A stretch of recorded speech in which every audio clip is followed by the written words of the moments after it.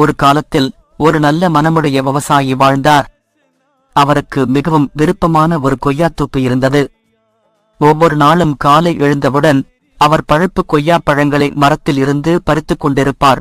அந்த மரத்தில் ஒரு நாள் சில பழங்கள் இல்லாமல் போனதை அவர் கவனித்தார். யார் என் பழங்களை எடுத்து விட்டார்கள் என்று ஆச்சரியமடைந்தார். அதை தெரிந்து கொள்ள அவர் தன் குடிலில் மறைந்து கொண்டு மரத்தை கவனிக்க ஆரம்பித்தார். அடுத்த நாள் ஒரு புறா அமைதியாக வந்தது. அது ஒரு பழத்தை எடுத்துக்கொண்டு பறந்து சென்றது.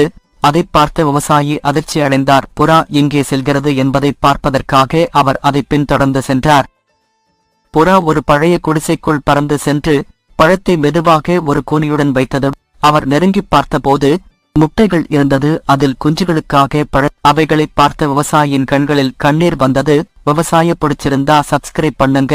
புறாக்களை பிடித்திருந்தால் லைக் பண்ணுங்கள். பார்க்கலாம் எத்தனை பேர்